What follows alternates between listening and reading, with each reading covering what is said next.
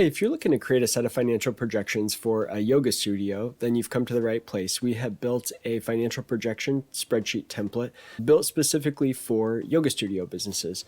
And this is going to be really helpful if you are looking to maybe get an SBA loan or some other business loan, or maybe present to potential investors. This template is built with that lender or investor in mind. Before I dive into the details of the template, just a little bit of background. My name's Adam Huxama. I'm the co-founder of ProjectionHub. And at ProjectionHub, we help business owners create financial projections for potential investors and lenders. And we do this across about 125 different industries. We have about 125 different industry-specific projection templates. And today I'll be specifically focused on this yoga studio template. We're going to put a link to this template in the description of the video below, so you can go down there, grab that link, grab the template, and then follow along and fill it out as we go. Also, if you stick around to the end of the video, we're going to give you a discount code that you can use to take a discount as a thank you for sticking around to the end of the video. So we'll make sure to do that. Make sure to stick around. And if you found the video to be helpful, make sure to give us a thumbs up and subscribe to our channel to get more good content like this. So, and then last thing I just wanted to mention, my background is as an SBA lender. So I was the executive director of an SBA lender, a small business administration lender, for over a decade. And so I come to projections with that lender perspective in mind. And we want to make sure that what we help you put together is going to satisfy what a lender or potential investor is going to be looking for. So, all right, with that all out of the way, let's go ahead and dive into how this template works. Okay, so we're going to start here on the At a Glance tab. So this is kind of the end of the process. So after you've filled out all of the assumptions, you're going to be able to get a nice set of summary data here, some different graphs and charts that can be pulled into a business plan or a pitch deck for investors. You're going to get a 5-year income statement summary, a 5-year cash flow summary, a 5-year balance sheet, and then the income statement, cash flow, and balance sheet all broken down by month for each of the 5 years. So this is going to satisfy SBA lender requirements, for example, that would require some annualized projections and also monthly. So we've got the income statement, cash flow, and balance sheet all broken down in that level of detail. Now, in order to produce these reports, though, we have a bit of work to do. We got to go back to our Input Assumptions tab here, and I'll walk you through how to fill this out. Now, the first thing you need to know is that every cell that's highlighted in blue here is an assumption cell that you can change without breaking anything in the model. So we've got a company name here. We've got a projection start month we can set. If you already have kind of opened the business and you have a current cash balance, or you have some cash in the bank, you can put an opening cash balance here. You can put an equity investment. So this could be your personal investment that you're putting into the business, or maybe investment that you're raising from other investors. You could put that in here. Now, I'm going to kind of look at this from a SBA lender perspective here as I go through this.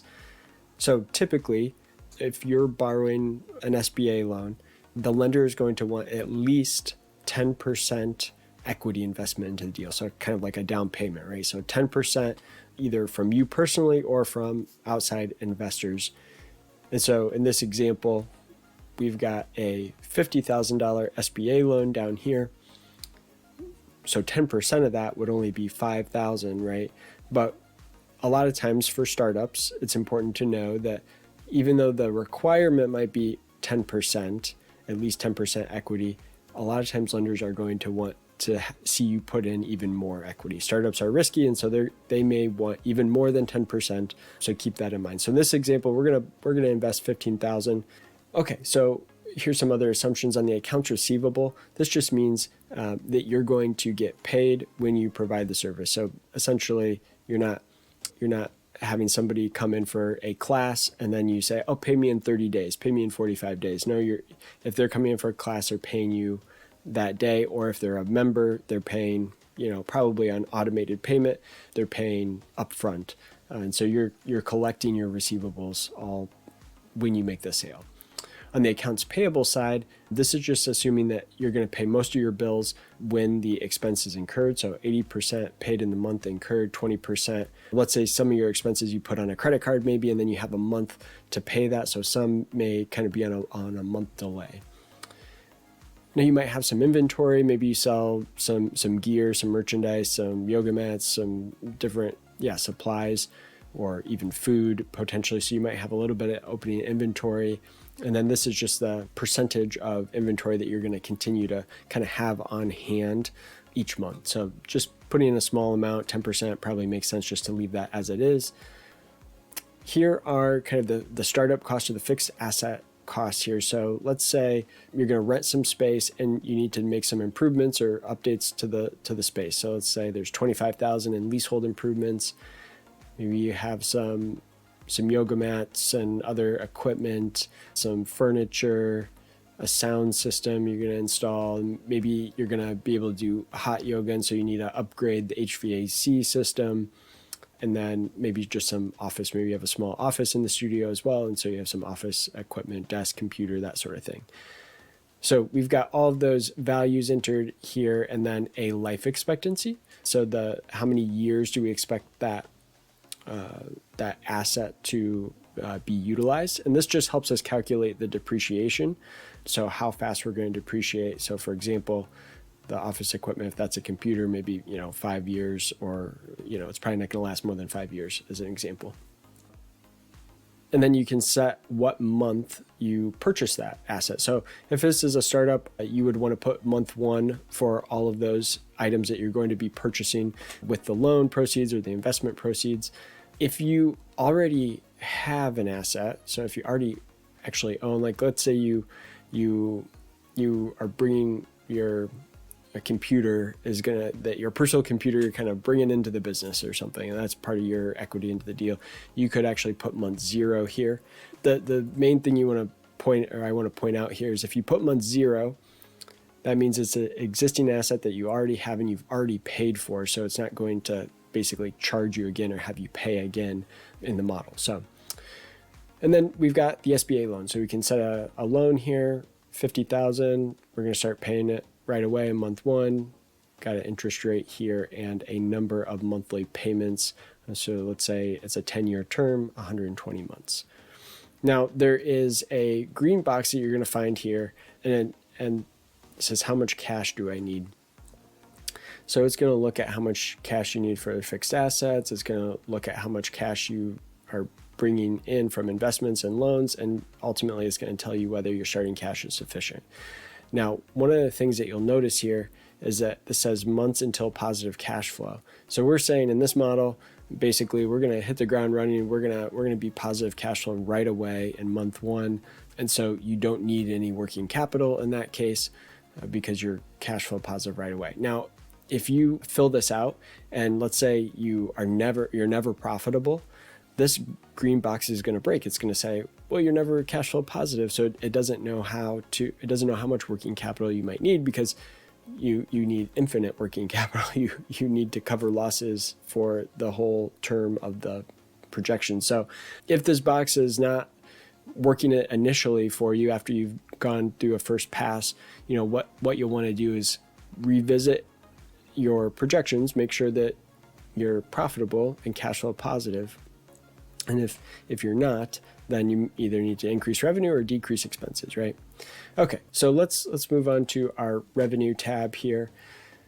So what we want to do here is we want to set the maximum number of members that we think we're going to be able to get. And that just makes sure that the model doesn't kind of run away with itself. Like, you're probably if you have a small yoga studio, you're not going to have 10,000 members like a Planet Fitness or something, right? So you need to probably set some expectation on what's the maximum number of regular customers or members that you expect to have. And what that's going to do is when we calculate the total number of members here, it's going to basically max out at that 500. It's not going to let you really get past that maximum number. From there, we're saying, okay, we're going to do some advertising spend to try to attract new customers. So we're going to spend $500 a month here. And then we're going to increase that ad budget by 3% a year going forward. So going forward here, we can see that this ad budget kind of slowly increases at that 3% annual rate. And our cost to attract one new gym member here. So we're saying it's going to cost us $75 to attract one new gym member through our advertising campaign. Now, this is new gym members from word of mouth, social media, or organic sources. Now, this is probably the primary way you're going to bring in new members, I would expect. And so what we did here, a lot of times gyms, fitness businesses are seasonal, right?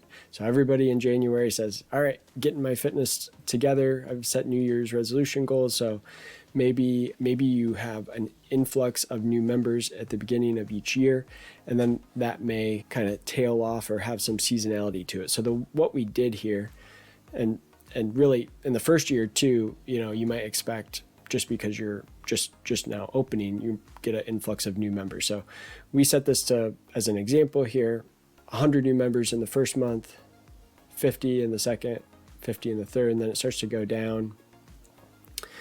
And then in December, nobody's focused on yoga because of the holidays. So January then bumps back up to 100. And so essentially what we did then going forward, we kind of follow the seasonal pattern, right? But then in the future years, what we did is we apply this annual growth rate. So I actually have the annual growth rate going down. So down 20% year over year, because the expectation is that you're going to kind of saturate your market, right? So it should get increasingly hard to find new members. All the people that probably want to do yoga have already heard about you, have, in the first couple of years, and it's going to get harder and harder to get, new folks through word of mouth. So we often have a negative growth rate here in terms of the number of new customers. But what you'll notice is, so it brings this down here in January from 100 down to 80, but it is still following that seasonal pattern. So you're still getting 80 in the first month, then 40, 32, and so on, right? So you're still getting the benefit of January influx of new customers. Now, if you change the start date, just to be aware, if you change the start date here, you want to take a real close look at the timing, or what year you're in, what month you're in, because let's say you started the projections in, let me just show you, you started this in May. What you'll notice here, now this first month is May. And now our seasonality here that we had kind of pre-populated probably doesn't make sense anymore, right? So maybe it still makes sense for the first year because you're just getting new customers. But then, now we're seeing like month 12 where we're getting 20 new customers is not December. December is right here. So anyway, just keep that in mind. You're probably going to need to manually kind of update this seasonality based on when your start date is. Okay, so I'm going to go back and set this back to January the way we had it. Okay, so this tells you, how many new members you're going to get each month. And then you've got an annual churn rate. So this is the percent of members that cancel or don't come back throughout the year. So when you have a 25% churn rate, another way to think about what that means is you are having a 4-year kind of lifetime for a customer. The lifetime of one single member or customer is 4 years. 25% of them are going to leave each year, essentially. Okay, so that then helps us calculate our total number of members. And again, you'll notice it gets up to this, it kind of just sits around this 500 number because we have this maximum number of members set here. So once it ramps up to 500, then it just kind of levels out. All right, let's look at the membership plans and classes. So you can have some different membership types. So we've got annual, monthly, a pay per class, or a pack, a 20 class pack in this example. And then we can say what period in months that membership is for. So this is a 12-month annual membership. This is a 1-month monthly membership. And then for pay per class users, the membership period, we should just put in 1 month. And then for the class packs, what we want to do is estimate the average number of months it will take to use the pack. So we think on average, someone that buys a 20 class pack is going to use it in 6 months. That's what we want to put in here. And then down here, we're going to put in the different membership plans. We're selecting from this drop-down, is it an annual, monthly, paper class, and so on. And you put in your price for that level of membership, or if this is a paper class, it's $25 per class. For a class pack, maybe it's $400 for 20 classes. So then your price per class is $20 in that example. And then you can break down what percentage of your members or customers are in kind of each bucket. So we're saying 50% of our active customers up here, 50% of these regular users are going to pay for an annual membership. Maybe that's like what you really push. You want people to pay that annual membership because, you know, it gives you stability. You collect the cash up front, and so it helps on cash flow. Lots of good reasons to want to drive that annual membership if possible. And then you can set the number of classes attended per month on average for each of these buckets. All right, so now you can set an annual price increase of the prices that you're planning to charge. And down here, you're just going to see some calculations. So you see the total number of members, but you're going to see total cash collected here is a big number. And that is because in this situation, you need to remember that 50% of your customers are annual members, and they are going to pay that whole annual amount up front. Okay, and then you're going to have what's called deferred revenue over the course of the year. So you're going to have this big cash collected. So there's kind of a difference here between cash collected and what you can count as earned revenue. So the way that the accounting will work on that is you're going to earn that annual membership revenue evenly over the course of 12 months from those customers. So you'll notice that membership, this total revenue is much lower than the actual cash collected. So again, that's just because people are paying up front for these annual memberships, and then you're earning the revenue over a course of time. So a little bit of accounting trickiness there, but just wanted to point that out. All right, so then this is going to tell you how many total class spots are going to be used. Based on your assumptions, how many spots are going to be needed each month. And then you can say how many spots you're going to have available per class. So, let's say maybe we only have room for 20 people in a class. Then this will tell us, okay, well, you have 812 class spots used at 20 spots per class. That means you need, nine classes per week in month one. By this point, you need 30 classes a week, and so on. So you can kind of visualize that. Okay, so here's just some other revenue. This is probably not very material for your business, but we do have this in here. Food and drink revenue. You can say what percentage of our members or customers are going to be purchasing food and drink each month. How much are they going to buy? And then we have some small bit of food and drink revenue, and then your cost of goods sold on that food and drink.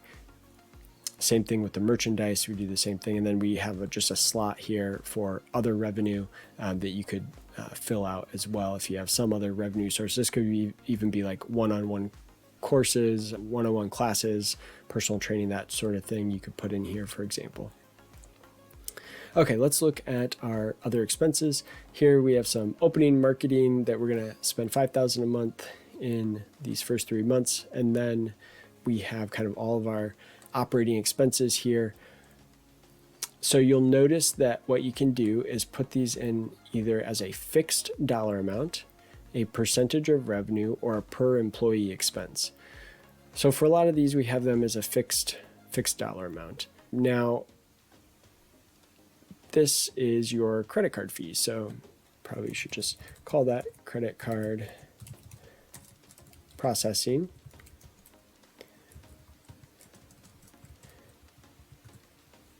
So this would be your credit card processing fees, and we can set that as a percentage of revenue.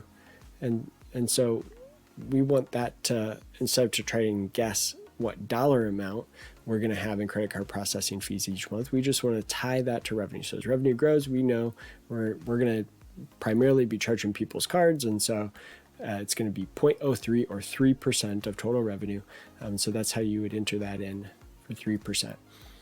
Now, we also put in a class instructor commission expense down here. So the thought here is that maybe you have instructors that are paid, maybe they're paid some hourly rate or salary, but they also earn some sort of commission on the revenue or the classes that they bring in. So we put a 10% commission number in here as well. Now let's look at the salary position. So what we did with this is we set yoga instructors in the instructors category, and we said, okay, they're going to be paid at $45,000 a year as kind of that base level, plus they're going to get some commission on their classes. They're going to start in month 1, end in month 60 at the end of the 5-year model. We're going to have 3 of these particular instructors. So we're going to start with 3 yoga instructors, all at that $45,000 a year, and they're going to get a 5% annual raise. Then we have 1 receptionist here starting in month 1. And then we've got part-time yoga instructors. So let's say as you grow the studio, in month 13, you think, hey, we're going to need some more help. And so we're going to hire 3 more part-time yoga instructors, all paid $15,000 a year. So yeah, 3 part-time people there. Okay, so that is really it. So once we have that all done, you get to see here's kind of what the projections end up looking like. We have a small net income in the first year, ramping up to $640,000 in revenue by the end of year 5 with a net profit of $140,000. So that is the process here. Now, I wanted to remind you that we have a discount code. So we, as a thank you for sticking around to the very end, I know there's a long video. If you go to the description of the video below, you're going to find a link to a form. If you fill that form out for us, we are going to email you our most up-to-date YouTube coupon code that we have that will give you a discount that you can use on checkout. So I hope that's been helpful. If you found the video and this template to be useful, we'd love if you like the video, leave us a comment, subscribe to our channel, give us some love here so that we can help spread the word to others as well. So if you have any questions at all, please don't hesitate to reach out. support@projectionhub.com is the best email to get a hold of us, and we'd be happy to help. All right, thanks.